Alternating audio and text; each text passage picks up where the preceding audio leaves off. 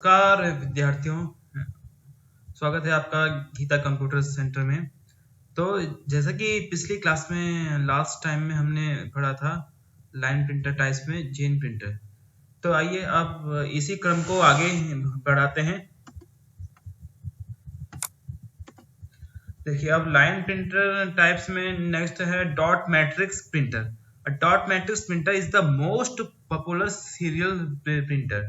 The print head contains a vertical array of pins.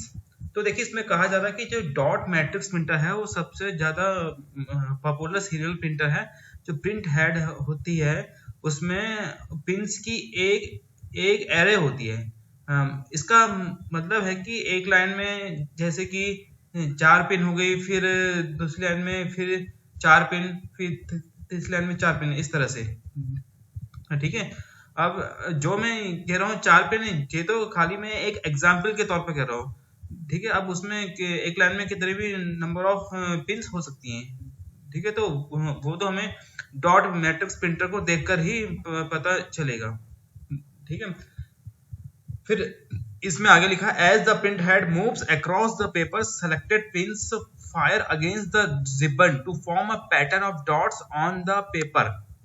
तो इसमें कहा जा रहा है कि जब प्रिंट हेड, यानी कि जैसे कि अब यहाँ पे स्क्रीन में दिख रहे हैं, ये प्रिंट हेड ऐसे लेफ्ट से राइट को मूव करता है पेपर के अक्रॉस। तो यहाँ पे पेपर दिख रहा है। जो सेलेक्टेड पिंस हैं, यानी कि जैसे कि हमारा डॉट मैट्रिक्स प्रिंटर हमारे कंप्यूटर से अटैच है। ठीक है। तो उसके थ्रू जो हमने कमांड दी कि ये लेटर प्रिंट होना है या फिर ये पैराग्राफ प्रिंट होना है, तो उस पैराग्राफ में जो सेलेक्टेड लेटर्स हैं, ठीक है, या सेलेक्टेड नंबर्स हैं, तो उन्हीं नंबर्स और लेटर्स की पिन जो होती हैं वह वह रिबन के थ्रू पेपर पर हिट करती है। तो रिबन में क्या होती है, इंक होती है। ठीक है। फिर आगे लिखा है the dot matrix printer is faster than the letter quality printer. जो डॉट मैट्रिक्स प्रिंटर होता है वो लेटर क्वालिटी प्रिंटर के मुकाबले ज्यादा फास्ट होता है। ठीक है। फिर आगे लिखा है दीज प्रिंटर ऑपरेट एट 2 और 3 स्पीड्स। तो कहने का मतलब है कि ये जो प्रिंटर है वह अलग अलग वेरिएबल स्पीड्स पर ऑपरेट होते हैं। The lower the speed the better is the printing quality. तो डॉट मैट्रिक्स प्रिंटर में क्या है कि यदि डॉट मैट्रिक्स प्रिंटर की स्पीड कम होगी तो उसकी प्रिंटिंग क्वालिटी उतनी ही अच्छी होगी। ठीक है। तो चलिए आगे बढ़ते हैं। तो उम्मीद करता हूँ कि आपको यहाँ पे समझ में आ गया होगा डॉट मैट्रिक्स प्रिंटर। तो यदि समझ में नहीं आया है तो आप कमेंट में बता सकते हैं। ठीक है। तो चलिए आगे बढ़ते हैं। अब देखिए, नेक्स्ट जो अभी बात हो रही थी letter quality printer. These printers print full characters, which means that a character is not made up of dots.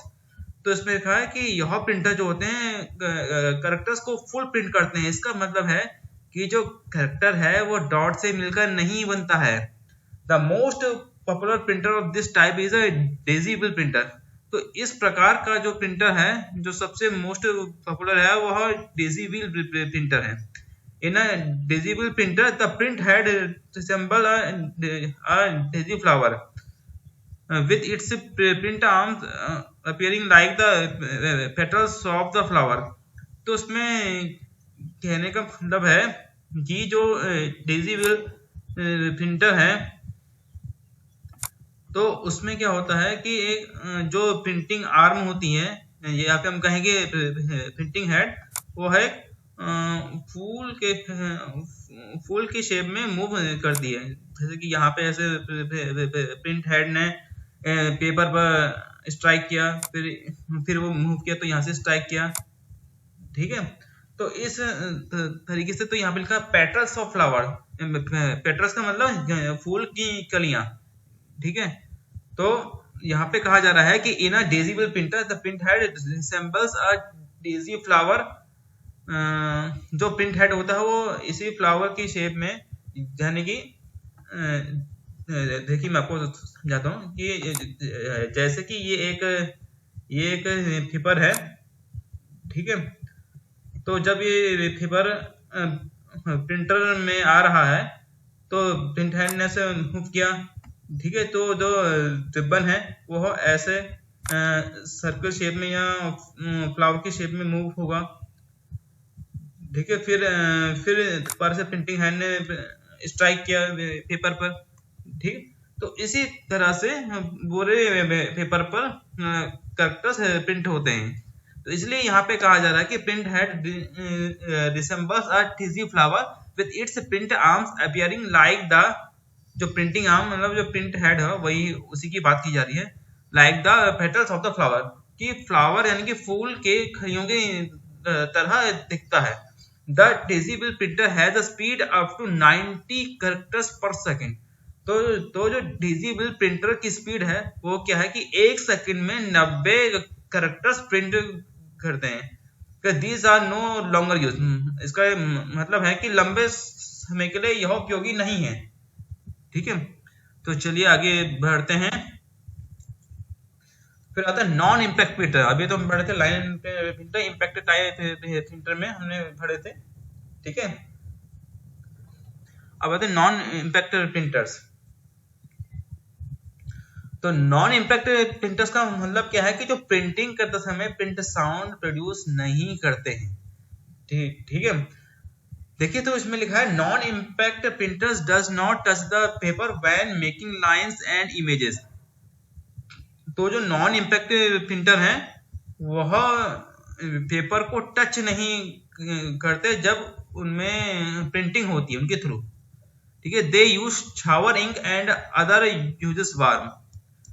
जो नॉन इम्पैक्ट प्रिंटर होते हैं वो शावर इंक यानी कि हम कह सकते हैं पाउडर इंक का यूज करते हैं, जबकि जो अदर प्रिंटर्स होते हैं वो वार्म इंक यानी कि गर्म इंक यूज करते हैं, हीट एंड प्रेशर का यूज करते हैं लाइंस को प्रोड्यूस करने और ग्राफिक्स को प्रोड्यूस करने में। They do not make any noise and produce better quality printouts. ये किसी भी प्रकार का शोर नहीं करते हैं और इनकी प्रिंटिंग क्वालिटी बाकी प्रिंटर्स के मुकाबले अच्छी होती है। They are cheap and much speedier than impact printer. तो इम्पैक्ट प्रिंटर के मुकाबले यह सस्ते होते हैं और ज्यादा स्पीड से काम करते हैं। These printers are categorized as। तो इन प्रिंटर्स को इस तरह निम्नलिखित भागों में बांटा गया है। तो देखिए पहला है इलेक्ट्रोमैग्नेटिक प्रिंटर। तो इस प्रकार के प्रिंटर आपने बेसिकली देखे होंगे ज्यादातर साइबर कैफे में, है ना, साइबर कैफे में या होता है किसी इंस्टीट्यूट या किसी स्कूल में, ठीक है। The printer uses magnetic recording techniques. तो यह प्रिंटर मैग्नेटिक रिकॉर्डिंग टेक्निक्स का यूज करते हैं। By using this technique the required output is written on a drum surface. तो इसमें कहा जा रहा है कि इस टेक्निक में क्या होता है कि जो रिक्वायर्ड आउटपुट यानी कि जिस आउटपुट की हमें जरूरत है वो है ड्रम में लिखा जाता है। मतलब कि यदि हम इस प्रिंटर को खोलें तो उसके अंदर एक रोलर ड्रम होता है, ठीक है। तो आउटपुट पहले उस पर आता है। Then this surface is passed through a magnetic powder. तो जो ड्रम का जो सरफेस है यानी कि ऊपरी परत है वह एक मैग्नेटिक पाउडर इंक से पास होती है विच एडहेर्स टू द चार्ज एरियाज। तो जो कैरेक्टर्स या लेटर्स या नंबर्स प्रिंट होने हैं तो वहां वो मैग्नेटिक इंक चार्ज हो जाती है, ठीक है। The powder is then pressed onto the paper. फिर क्या होता है कि जो ड्रम होता है, ठीक है, और उसके बीच में जो पेपर आता है, ड्रम और पेपर के बीच में इंक होती है। तो ड्रम पेपर को प्रेस करता है यानी दबाता है, जिससे जो चार्ज इंक होती है वह पेपर पर छप जाती है। कहने का मतलब है कि इसमें देखिए यदि मैं आपको चित्र के माध्यम से समझाऊं तो इसमें एक इस प्रकार से एक ड्रम होता है, और मेरी आर्ट थोड़ा अच्छी नहीं है तो आप ऐसे समझ जाइएगा, ठीक है। तो इसमें इस ड्रम में जैसे कि ए, ठीक है, और बी, सी, या कैपिटल में स्मॉल में भी होंगे, ठीक है, ए और बी, ठीक है, और ऐसे ही 1 2 3,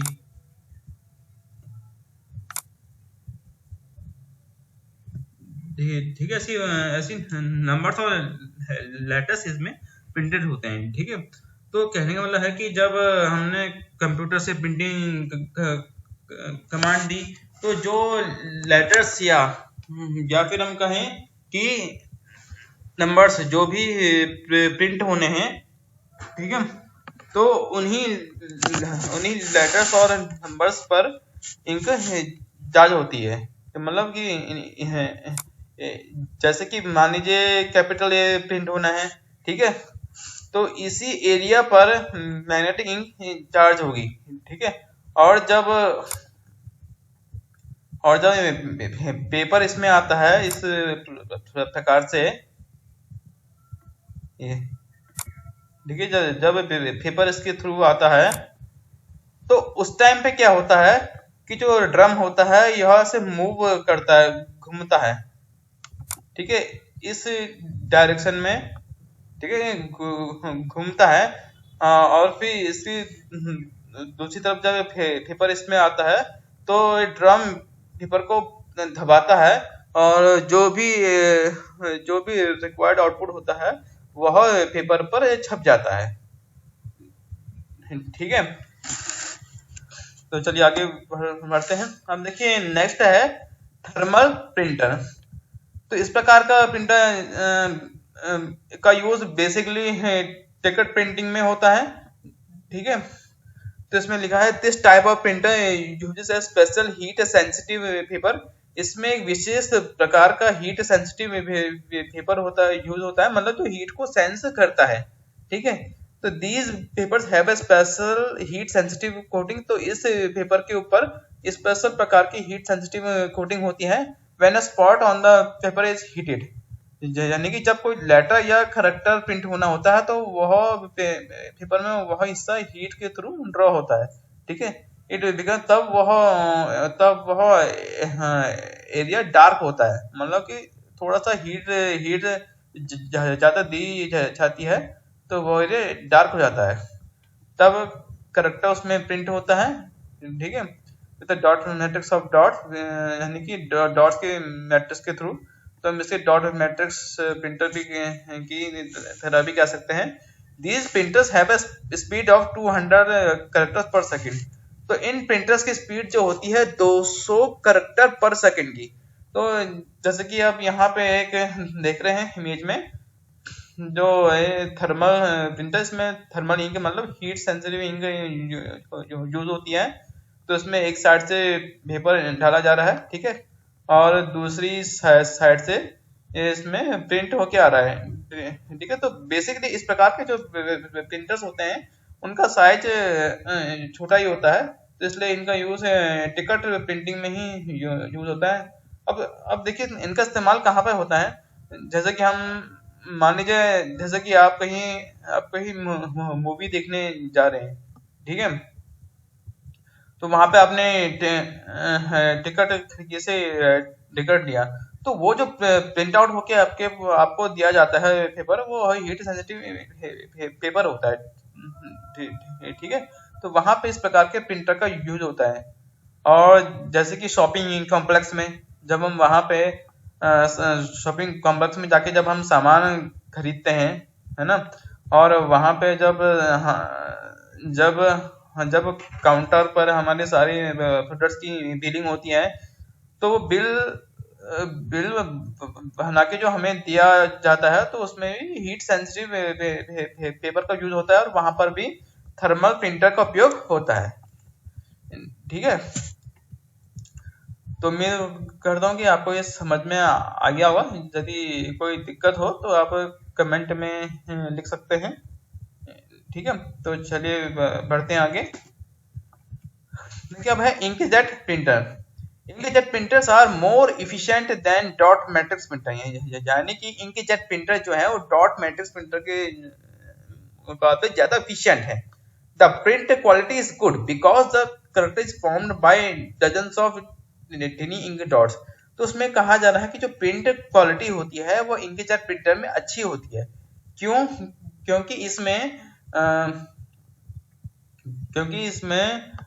इंक डॉट्स का यूज किया जाता है। कहने का मतलब है कि जो कैरेक्टर फॉर्म हो रहा है कि बन रहा है इसमें छोटे छोटे इंक की डॉट्स उसमें पड़ते हैं। कहने का मतलब है कि जैसे कि ये एक पेपर है, ठीक है, तो इसमें अब जैसे कि ए प्रिंट होना है तो इस प्रकार से प्रिंट होगा।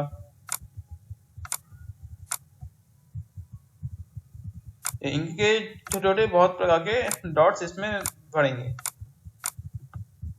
इस प्रकार से, ठीक है।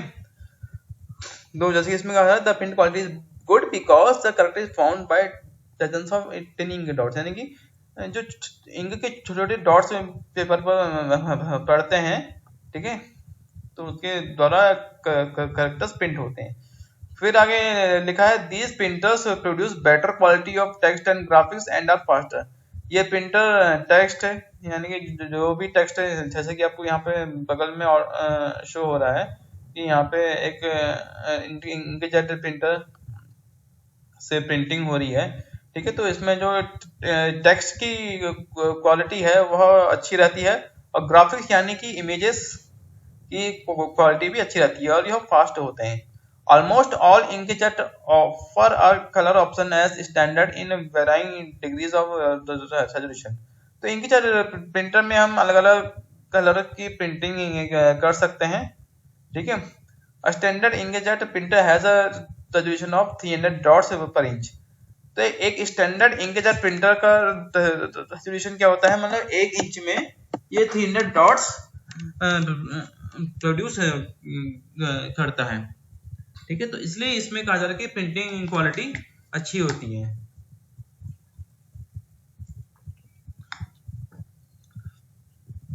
तो देखिए जैसा क्या होता है कि जैसे कि ये एक इमेज है, ठीक है।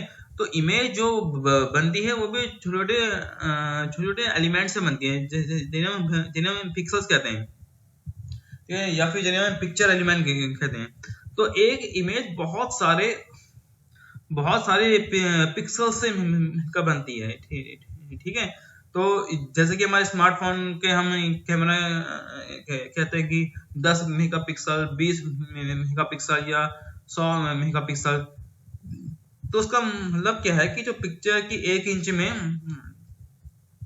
या 1 इंच में या फिर हम कहेंगे एक रो या कॉलम में प्रोड्यूस होने वाले पिक्चर एलिमेंट हैं वो उससे ज्यादा होते हैं, ठीक है।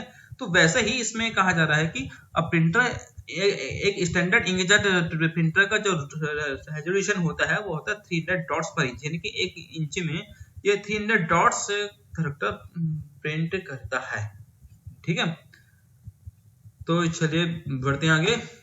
देखिए अगला है नॉन इम्पैक्ट प्रिंटर में लेजर प्रिंटर, जो कि सबसे ज्यादा यूज किया जाता है।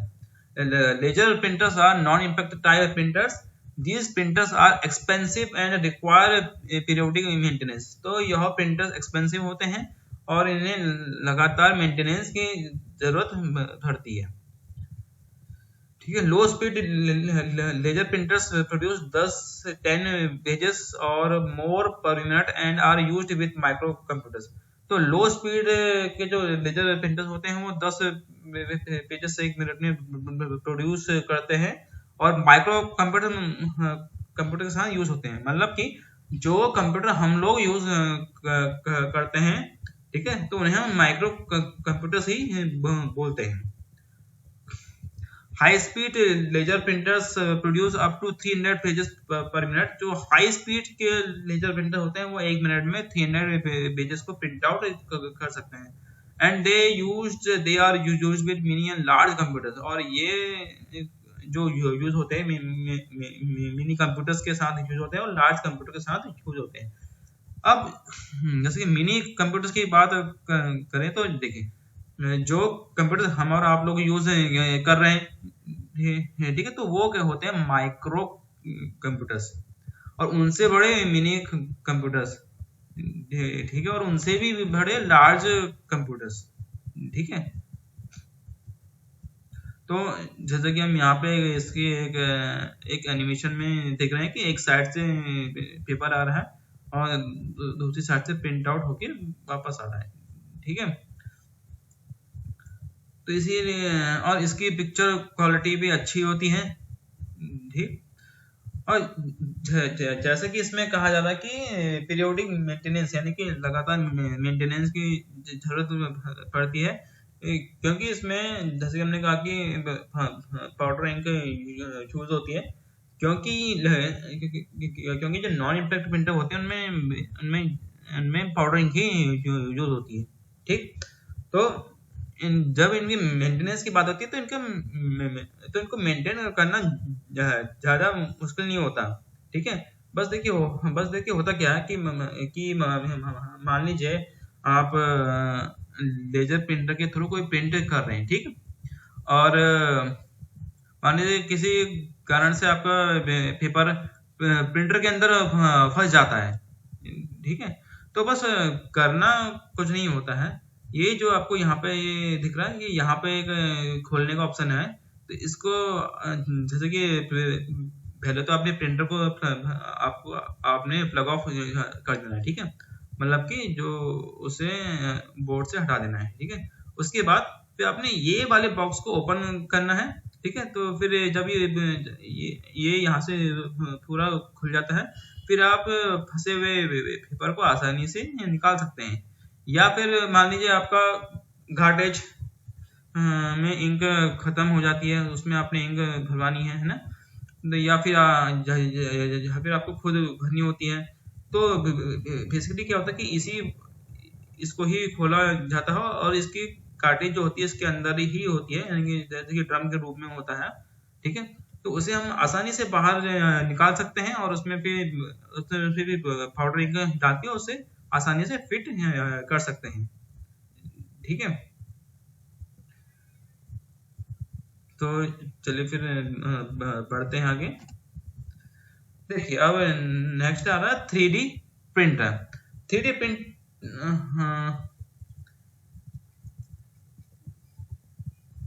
जो 3D प्रिंटर होता है, ठीक है, तो 3D printing is a form of additive manufacturing technology. Sorry मैंने यहाँ पे गलती से लिख दिया, ठीक है। तो ये नॉन इम्पैक्ट प्रिंटर का टाइप नहीं है, ये एक अलग टाइप का प्रिंटर होता है 3D प्रिंटर, यानी कि जिसके थोड़ा हम 3D ऑब्जेक्ट बना सकते हैं। जैसे कि आपको यहाँ पे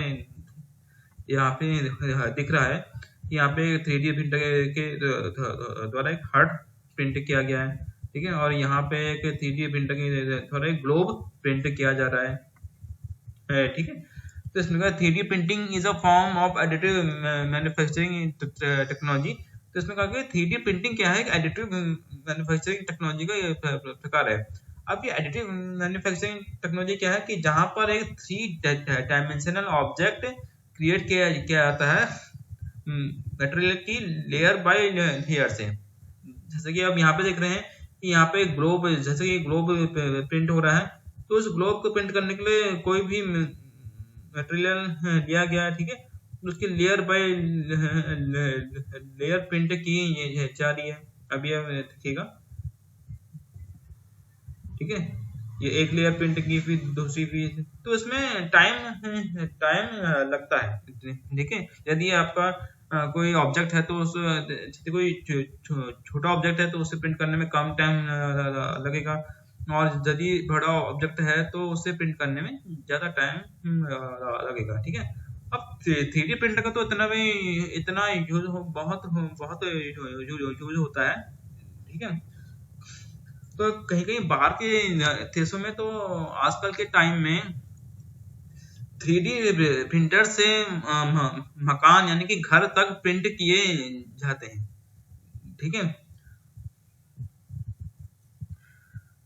तो फिर लिखा है आगे, it is also known as rapid prototyping, इसको हम रैपिड प्रोटोटाइपिंग भी बोलते हैं। It is a mechanized method whereby 3D objects are quickly made on a reasonable size machine connected to a computer containing blueprints for the object। तो इसे rapid prototyping क्यों कहा जा रहा है? क्योंकि यह एक मैकेनाइज्ड मेथड है जहां पे 3D ऑब्जेक्ट बन रहा है, ठीक है, एक मशीन के द्वारा, और वह मशीन कंप्यूटर से कनेक्टेड है, और जो भी ऑब्जेक्ट प्रिंट होना उसको ब्लूप्रिंट या उसका डायग्राम कंप्यूटर में बना हुआ है।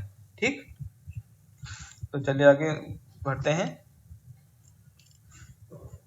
अभी यहाँ भी ये लिखना नहीं था नॉन प्रिंटर, तो मैंने यहाँ पे गलती से ये लिख दिया है। ठीक है, तो आप लोग इसको इग्नोर कीजिएगा। तो बेसिकली मैंने यहाँ पे बताया हुआ एडिटिव मैन्युफैक्चरिंग टेक्नोलॉजी क्या है। देखिए, एडिटिव मैन्युफैक्चरिंग टेक्नोलॉजी वही जो अभी हम बात कर रहे थे कि एडिटिव मैन्युफैक्चरिंग टेक्नोलॉजी, जिसको हम 3D प्रिंटिंग भी बोलते हैं, मैन्युफैक्चरिंग प्रोसेस का एक एडवांस वर्जन है जहाँ पे ऑब्जेक्ट क्रिएट किया जाता है मटेरियल की लेयर बाय लेयर से। फिर आगे लिखा है, unlike traditional manufacturing methods that involve cutting, shaping और मोल्डिंग मटेरियल। ठीक है, जो ट्रेडिशनल मेथड है और किसी प्रोडक्ट को मैन्युफैक्चरिंग करने का क्या है कि आपके पास रॉ मटेरियल आया, उसको आपने कट किया, उसको आपने शेप दिया, या फिर किसी मटेरियल में मोल्ड किया। ठीक है, तो इसमें थोड़ा टाइम लगता है। तो एडिटिव मैन्युफैक्चरिंग में क्या है कि आपने एक कंप्यूटर में एक सॉफ्टवेयर के थ्रू जो भी आपको प्रोडक्ट चाहिए उसका डिजाइन तैयार किया। तो और जो सॉफ्टवेयर होता है, जैसे हम बोलते हैं कंप्यूटर एडेड डिजाइन, कैड।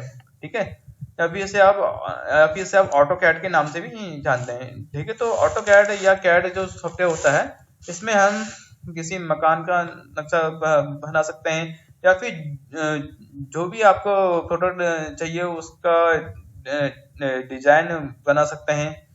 ठीक है, तो जब कैड सॉफ्टवेयर के थ्रू प्रोडक्ट का डिजाइन तैयार किया जाता है, ठीक है, और जब वो पास हो जाता है, ठीक है, तो फिर उसके बाद चुनाव किया जाता है कि उसको प्रिंट करने के लिए किस प्रकार का मटेरियल यूज करना है। मतलब कि प्लास्टिक मटेरियल यूज होना है, या फिर ग्लास का यूज होना है, या फिर सिरेमिक यूज होना है। ठीक है, तो यही एडिटिव मैन्युफैक्चरिंग टेक्नोलॉजी है। ठीक, तो एक बार मैं इसको आपके लिए फिर से पढ़ लेता हूँ। Additive manufacturing technology, which is also known as 3D printing, is an advanced manufacturing process where objects are created by adding material layer by layer. Unlike traditional manufacturing methods that involve cutting, shaping, or molding materials, additive manufacturing builds up a design by adding material. This process primarily uses computer-aided design CAD software to create a digital model of the object, which is then transformed into a physical product using a 3D printer. Materials like plastic, metal, glass, and ceramics can be used in this technology. तो अभी जो मैंने आपको हिंदी में बताया, तो वही चीज यहाँ पे इंग्लिश में है। ठीक है, अब की फीचर्स क्या है एडिटिव मैन्युफैक्चरिंग का? Layer by layer construction. तो इसमें लेयर बाय लेयर कंस्ट्रक्शन होती है, मतलब कि परत बाय परत। ठीक है, objects are broken down into thin layer. जो भी ऑब्जेक्ट प्रिंट होना है वह पतली पतली लेयर में टूटता है। अब टूटने का मतलब ये नहीं कि ऑब्जेक्ट ही टूट जाता है। कहने का मतलब है कि जो ऑब्जेक्ट आपने कंप्यूटर में कैड सॉफ्टवेयर के थ्रू डिजाइन किया, ठीक है, तो जब उसको 3D प्रिंटर में भेजा जाता है तो 3D प्रिंटर से लेयर बाय लेयर आइडेंटिफाई करता है। ठीक है, which are then added one top of the other to form the final product. तो 3D प्रिंटर क्या करता है कि पहले सबसे नीचे वाली लेयर फॉर्म करता है, फिर उसके ऊपर वाली, फिर उसके ऊपर वाली। ठीक है, इस प्रकार से। नेक्स्ट है precision. Since the process is controlled by a computer, the design and product are highly accurate. क्योंकि जो प्रोसेस होती है वह मैनुअली नहीं हो, कंट्रोल नहीं होती, कंप्यूटर के द्वारा कंट्रोल होती है। तो जो डिजाइन और प्रोडक्ट होता है वो हाईली एक्यूरेट बनता है। फिर है next customization. Each object can be tailored according to a specific needs. अब देखिए क्या है कि मान लीजिए आपने कोई कैड सॉफ्टवेयर के थ्रू कोई ऑब्जेक्ट डिजाइन किया है, ठीक है। अब उसमें कुछ चेंजेस होना है तो बहुत चेंजेस सॉफ्टवेयर में किया जा सकता है, लेकिन प्रिंटिंग होने से पहले। देखिए होने को तो प्रिंटिंग होने के बाद भी आप कर सकते हैं, लेकिन उससे क्या है कि फिर आपको दोबारा से प्रिंटिंग करनी पड़ेगी। reduced waste. Unlike traditional manufacturing, additive manufacturing produces significantly less waste material. तो उसमें कहा जा रहा है कि 3D प्रिंटिंग में हम वेस्ट मटेरियल का यूज कर सकते हैं। जैसा कि मान लीजिए आपके पास कोई प्लास्टिक का कोई बहुत बड़ा डब्बा है या फिर बोतल है, उससे आप पतली पतली तार बना के उससे आप मेटेरियल के रूप में यूज कर सकते हैं, ठीक है। कॉम्प्लेक्स नेक्स्ट है फिर complex designs. It allows for the creation of intricate and complex designs that are difficult to produce using conventional method. तो कहने का मतलब है कि ऐसे ऐसे डिजाइन जो कि मैनुअली प्रोड्यूस करना आसान नहीं होता, उन्हें हम 3D प्रिंटर्स के थ्रू आसानी से और एक्यूरेट बना सकते हैं।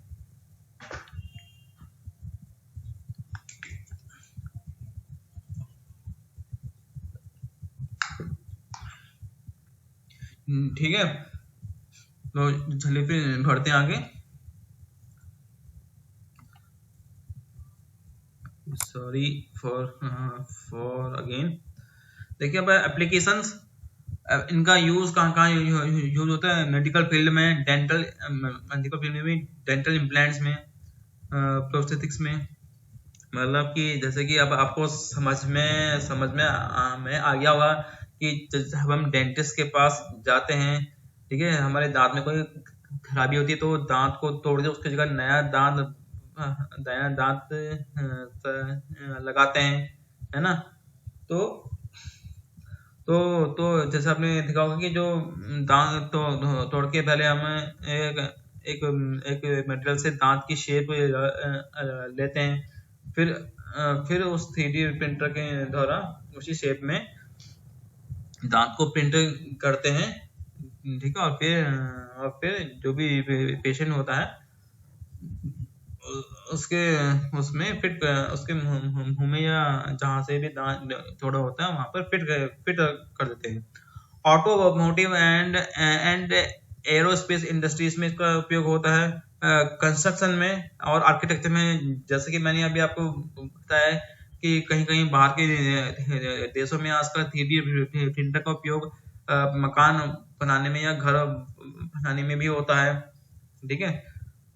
कस्टमाइज प्रोडक्ट्स एंड और प्रोटोटाइप्स बनाने में भी इनका उपयोग होता है, ठीक है।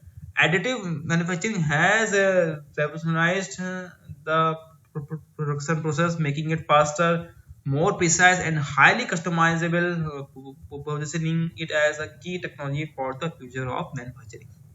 तो उसमें कहा जा रहा है कि एडिटिव मैन्युफैक्चरिंग ने जो मैन्युफैक्चरिंग का ट्रेडिशनल तरीका है उसको एडवांस कर दिया है, ठीक है, उसको फास्ट कर दिया। तो इससे क्या है कि जो भी मैन्युफैक्चरिंग होनी है उसको हम कस्टमाइज कर सकते हैं, उसकी पोजीशन फिक्स कर सकते हैं।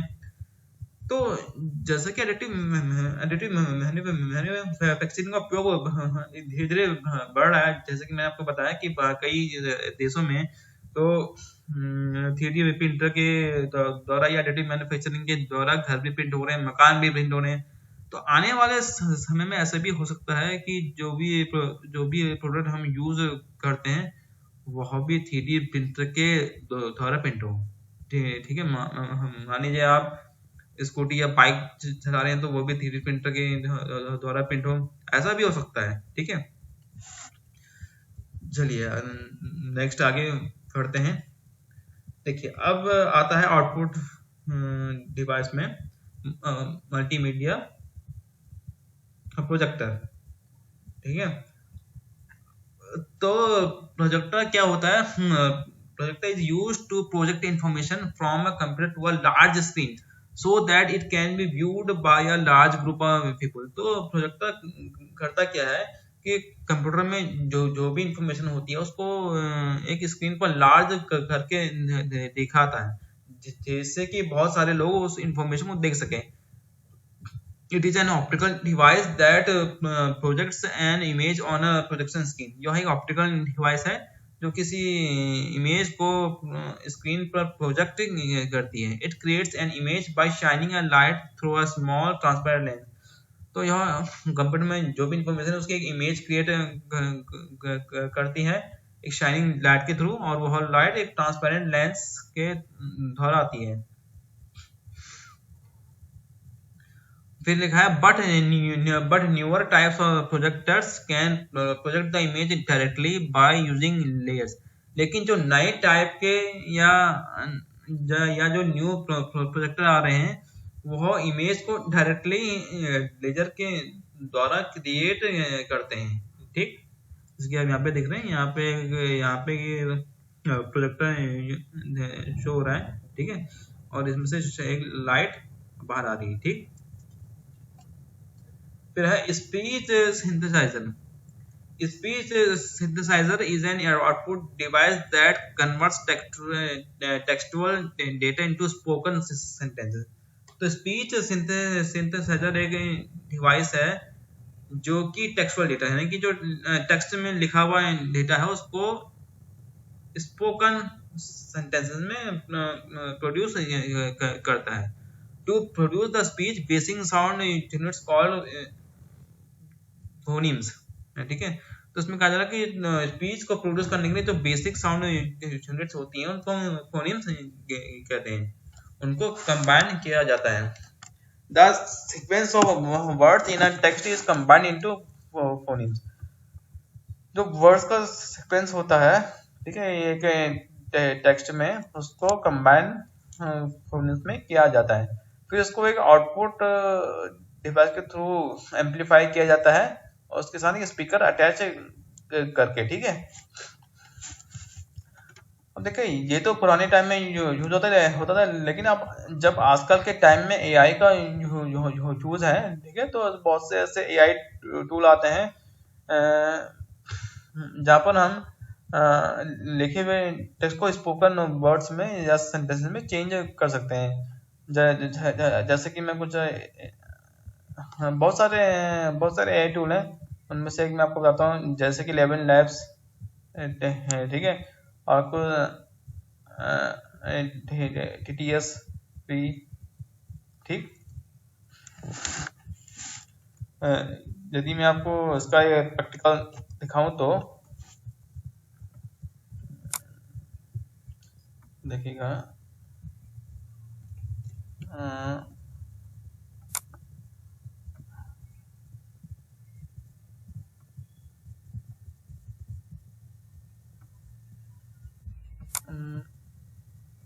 जैसे कि हम यहाँ पर विजिट कर रहे हैं। सॉरी, अभी इंटरनेट नहीं है मुझे, इंटरनेट मैं इंटरनेट खोल देता हूँ।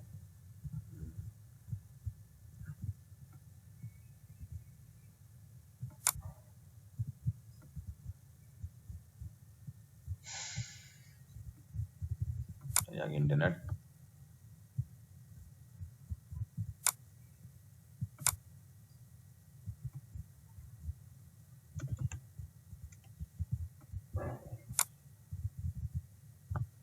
ठीक है, तो DTS फ्री यानी टेक्स्ट टू स्पीच। ठीक है, तो एक ये एआई टूल है जो कि स्पीच सिंथेसाइजर का काम करता है। ठीक है, तो, तो देखिए यहाँ पे कुछ स्पोकन सेंटेंस, स्पोकन वर्ड दिए गए हैं। नहीं सॉरी, स्पोकन मतलब कुछ साउंड यहाँ पे दी गई हैं, ठीक है। तो उनमें से हम यहाँ पे कुछ साउंड सेलेक्ट कर सकते हैं, ठीक है। तो मैं यहाँ पे जो पहले से साउंड सेलेक्ट है मैं उसे ही यहाँ पर रहने देता हूँ, ठीक है। और जो भी टेक्स्ट हमें प्रोड्यूस करवाना है स्पोकन सेंटेंस में, वो हम यहाँ पे टाइप कर सकते हैं। जैसे मैं यहाँ पे टाइप करता हूँ, computer is an electronic machine,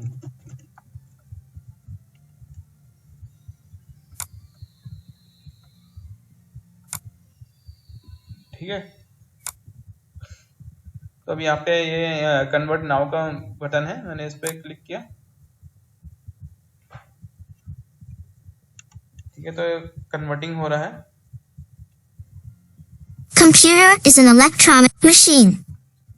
ठीक है। तो जैसा कि आपने सुना अभी, तो ऐसे ही हाँ, और भी टूल है। तो जैसे कि हम देखते हैं, जैसे कि एक मैंने आपको बताया लेविन लैब्स, ठीक है। इसमें टेक्स्ट टू स्पीच यानी कि स्पीच सिंथेसाइजर का भी काम ये करता है। एक सैंपल हम इसका देखते हैं। In the ancient land of Eldoria, where the skies were painted with shades of mystic hues and the forests whispered secrets of old, there existed a dragon named Zephyros.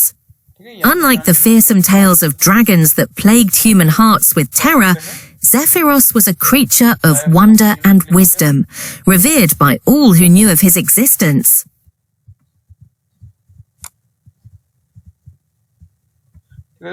तो बेसिकली इसमें आपको अपने Google account से sign in करना होगा, ठीक है।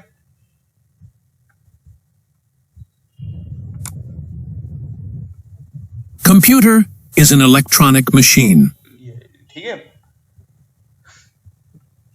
तो इस तरह से हम आजकल के टाइम में जो भी हमारा टेक्स्ट है उसको हम स्पीच के रूप में भुलवा सकते हैं, ठीक है। लेकिन पहले के टाइम में क्या होता था कि इस तरह की मशीन आती थी या इस तरह की डिवाइस आती थी जिसको हम कंप्यूटर से जो जोड़ते थे, ठीक है। और जो भी वर्ड बुलवाना है उसको हम टाइप करते थे, ठीक है। तो वो वर्ड भी स्पोकन सेंटेंसेस में हमको सुनाई देता था, ठीक है। तो चलिए फिर बढ़ते हैं आगे। अब नेक्स्ट है स्पीकर्स। ये तो आप सभी को पता ही है, ठीक है। फिर भी हम यहाँ पे बता देते हैं। तो speakers are hardware devices connected to a computer sound card, ठीक है। तो स्पीकर क्या है, हार्डवेयर डिवाइस है जो कि कंप्यूटर साउंड कार्ड से जुड़े हुए होते हैं। That output sound generated by the card, ठीक है। जो आउटपुट साउंड जनरेट होती है वो साउंड कार्ड के द्वारा जनरेट होती है। The speaker makes a sound by being fed on electrical signals. तो साउंड कैसे क्रिएट होती है? जो स्पीकर होते हैं वो इलेक्ट्रिकल सिग्नल्स के द्वारा साउंड क्रिएट करते हैं, ठीक है। Corresponding to the sound that is to be made. The speaker converts the changes or waves in the electrical signals to matching sound waves which you hear. तो इसमें कहा जा रहा है कि स्पीकर जो होते हैं, तो जो वेव्स जनरेट होती हैं यानी कि जो ऑडियो वेव्स जनरेट होती हैं, देखिए स्पीकर के थ्रू हम कोई भी साउंड सुनने तो कहीं पे साउंड की पिच हाई होती है, कहीं पे साउंड की पिच लो होती है, ठीक। तो लो हाई के कारण जो भी साउंड वेव्स बनती हैं स्पीकर उनको खुद जनरेट करता है, ठीक है। और उसी कारण से हमें कहीं पर साउंड ज्यादा सुनाई देती है, कहीं पे कम। जैसा कि मान लीजिए आप कोई सॉन्ग सुन रहे हैं, ठीक है। अब उस सॉन्ग में कहीं पे जो नोट है कहीं पे हाई है कहीं पे लो है, ठीक। तो वो उसकी जो वेव जनरेट होती है, ठीक है, मतलब कि इस प्रकार से ये वेव ये कहीं पे हाई है और कहीं पे लो है, ठीक है, तो वो स्पीकर के द्वारा ही जनरेट होती है, ठीक। तो स्पीकर क्या है कि स्पीकर एक हार्डवेयर डिवाइस है जो कि कंप्यूटर में साउंड कार्ड से अटैच होता है, और साउंड कार्ड करता क्या है कि जो हम बोल रहे हैं, ठीक है, जो हम बोल रहे हैं उसकी जो फॉर्म होती है उसकी होती है एनालॉग फॉर्म, ठीक है। तो साउंड कार्ड एनालॉग फॉर्म को इलेक्ट्रिकल फॉर्म में कन्वर्ट करता है, और स्पीकर के द्वारा फिर वो हमें एम्पलीफाई, स्पीकर उस चीज को एम्पलीफाई करके हमें वापस एनालॉग फॉर्म में सुनाता है, ठीक है। तो चलिए हम आगे बढ़ते हैं। देखिए फिर आता है primary memory. Primary memory is a part of the CPU, तो सीपीयू का एक पार्ट है, whereas the secondary memory is external to the CPU. तो कहने का मतलब तो प्राइमरी मेमोरी सीपीयू का एक भाग है, और सेकेंडरी मेमोरी सीपीयू में बाहर से जोड़ी जाती है। अब सेकेंडरी मेमोरी क्या है कि जैसे कि होगी आपकी हार्ड डिस्क, ठीक है, या फिर हम कहते हैं पेन ड्राइव, सीडी, डीवीडी, जो भी हम कंप्यूटर में बाहर से जोड़ते हैं। The secondary memory stores the data and keeps it even when the electricity to the PC is cut off। यानी कि जो सेकेंडरी मेमोरी होती है वह डेटा और इंफॉर्मेशन को पावर ऑफ होने के बाद भी स्टोर करके रखती है। Whereas the primary memory loses its contents immediately after the power supply is cut off। जबकि जो प्राइमरी मेमोरी होती है वह डेटा या कंटेंट्स को पावर सप्लाई करवाने के बाद खो देती है, ठीक है। फिर लिखा primary memory is made up of electronic circuits. तो प्राइमरी मेमोरी जो बनती है इलेक्ट्रॉनिक सर्किट के द्वारा बनती है, and keeps data as long as the voltage is supply on. और उसमें डेटा तभी तक रहता है जब तक कि उसमें वोल्टेज सप्लाई हो रही है, ठीक है। तो जी हाँ, तो जैसा कि आपको यहाँ पे दिख रहा है कि रैम को ही हम प्राइमरी मेमोरी कहते हैं, ठीक है, या फिर हम इसको मेन मेमोरी भी बोलते हैं, ठीक है। तो जो भी डेटा है, इंफॉर्मेशन है, वो सबसे पहले प्राइमरी मेमोरी या रैम में लोड होता है।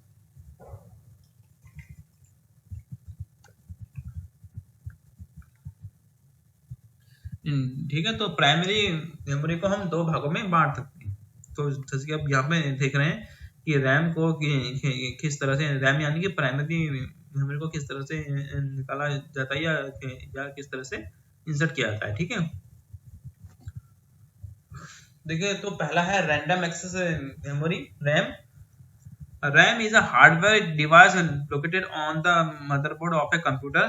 तो रैम एक हार्डवेयर डिवाइस है जो कि मदरबोर्ड में लगी होती है, and act as internal memory of the CPU, और सीपीयू की इंटरनल मेमोरी के रूप में एक्ट करती है, ठीक है। It is much faster to read from and write to than the other kind of storage in the computer like the hard disk और फ्लॉपी डिस्क। तो कहने का मतलब है कि कंप्यूटर में हार्ड डिस्क और फ्लॉपी डिस्क के मुकाबले ज़्यादा फास्ट होती है, और डेटा को रीड और राइट भी फास्टली करती है, ठीक है। RAM is a volatile memory, which means it does not store data permanently। RAM एक volatile मेमोरी है, जिसका मतलब है कि यह डेटा को परमानेंटली स्टोर नहीं करती। कहने का मतलब है कि यह डेटा को तभी तक स्टोर करती है जब तक कि इसमें पावर सप्लाई ऑन है, ठीक है। However, the data and instruction in RAM stays there only as long as the computer is switched on। तो वही बात है कि इसमें इंस्ट्रक्शन कि रैम में जो भी इंस्ट्रक्शन है या डेटा है वो तभी तक रहते हैं जब तक कि कंप्यूटर में पावर सप्लाई है। When the computer is turned off, जैसे ही कंप्यूटर बंद होता है तो रैम भी अपना सारा डेटा खो देती है, ठीक है। तो जैसे कि यहाँ पे देखते हैं ये होती है रैम, ठीक है, और यहाँ पे रैम को इस तरह से इंसर्ट किया जाता है, ठीक है। तो रैम दो प्रकार की होती हैं, ठीक है। एक तो है static RAM SRAM stands for Static Random Access Memory, इसका full form Static Random Access Memory है। It is normally use to build very fast memory. तो इसका उपयोग किया जाता है बहुत फास्ट मेमोरी, जिसे हम कैश मेमोरी भी बोलते हैं, उसको बनाने में इसका उपयोग किया जाता है।